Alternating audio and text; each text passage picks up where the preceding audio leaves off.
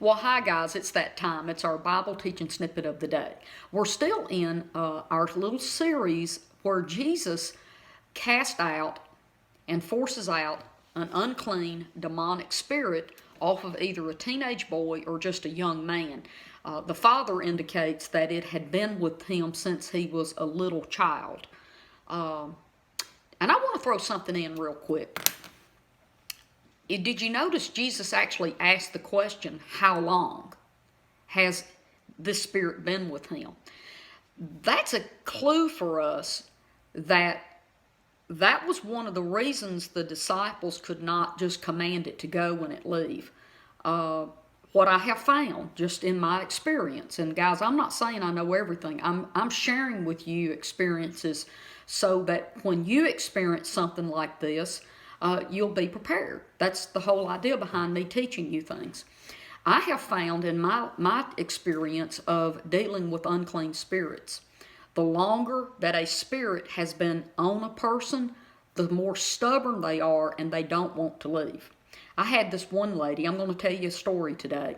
I had this one lady who had been sick, and she just had different types of sickness all the time. And she told me, she says, once I get over one thing, I'm sick of something else. This lady's like 58 years old, okay? And I was sitting there beside her, and I just looked at her and I said, well, you do know that you have the spirit of fear on you, right? Oh my goodness, this woman's eyeballs got like this big, and she went, how do you know that? And I said, well, I can just tell, I know. I set that lady free a couple of days later when she could get time alone with me. But here's what I want to tell you. This is so important. When we were alone, now we were sitting in kind of public, so we didn't really get to talk a whole lot around people. But when I got time, that couple of days later, alone with her, she told me that she knew that whatever was going on with her was a spirit, that she had studied it enough, and she commanded it to leave her. And it talked back to her and said, I have been with you since you were a little girl, and I will be with you till you die.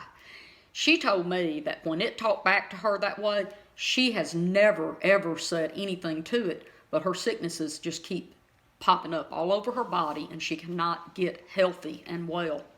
Well, I set her free, guys. I did. I commanded it to go, and it left because she felt it when it left. And she's healthy today.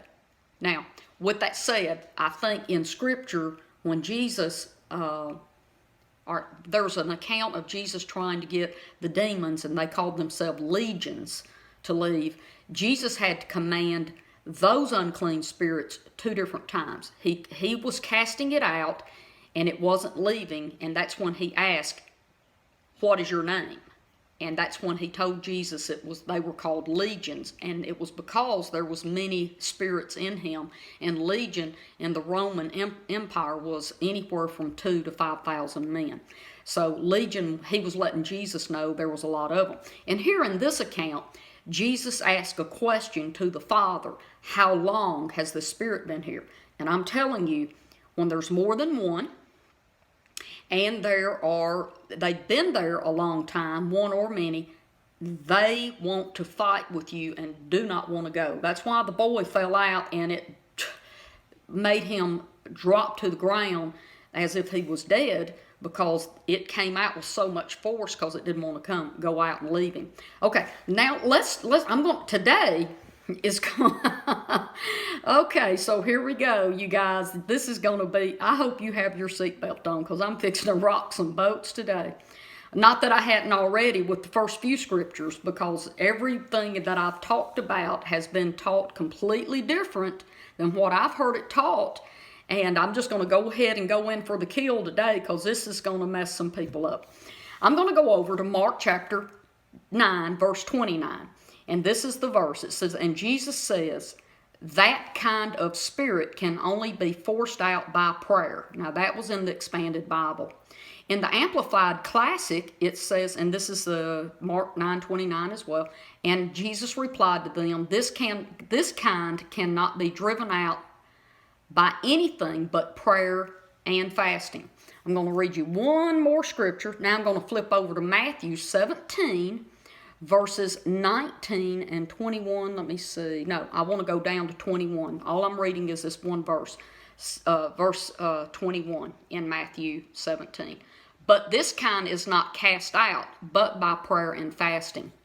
And then again, in the Amplified Edition, it says, but this kind does not go out except by prayer and fasting. Okay, so this is going to get interesting. Are you ready?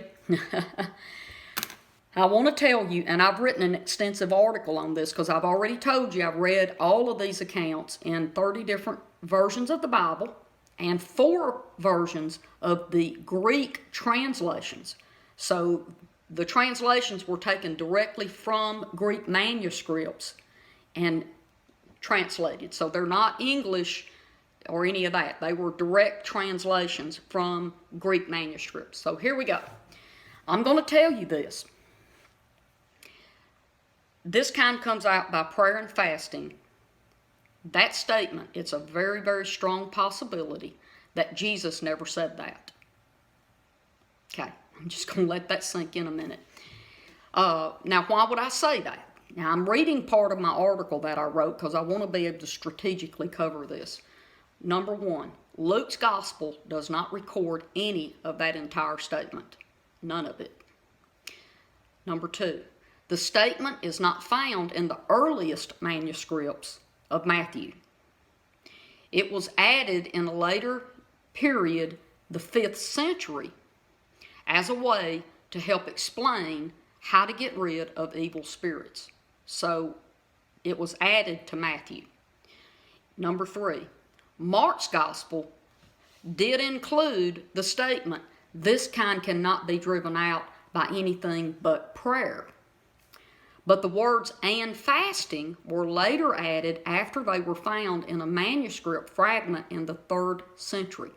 So right here we see my reasoning on this. But now watch the part about fasting. I want to prove to you that fasting was never in this statement. If any of the statement was made, Jesus said this kind of spirit only goes out through prayer. And basically he's telling them they got into unbelief and they could not apply their faith strong enough to force that spirit that had been in the boy for a very long time, since he was a little bitty boy. And the longer they're there, the harder, the more they argue. They want to keep their ground. You know, they're like squatters on land. You almost need a shotgun to make them leave. After they've lived there a while, you're going to need the sheriff to come with a warrant and with his pistol to make somebody leave. And the longer an unclean spirit has had someone sick, the harder they are to make leave. Now, here's my strongest evidence that the words and fasting were never part of Scripture. If you go back to Matthew chapter 9, which precedes and comes before Matthew 17, and if you go to Mark chapter 2, verse 18, which is before our account of Mark chapter 9 of this event, Jesus told the scribes and the Pharisees that he was asked, why do your disciples, why do they not fast as per our tradition requires them to? And Jesus tells them that his men, his disciples, his followers, would not fast as long as he was with them. He said that as long as he was with his disciples, they would not fast. And once he was gone, then they would start fasting. So I just want you to understand that, look, I can hear Peter right now. If Jesus had really said this type of spirit only goes out through prayer and fasting, I can hear old Peter right now going, well, Lord, just a few weeks ago you told those crazy scribes that we didn't need to fast. So which is it, Master? Do we need to fast or do we not need to fast? Right? Okay, guys, listen, I'm going to wrap it up today. I love you, and I'll see you right here again on Facebook. Have a good day. Bye-bye.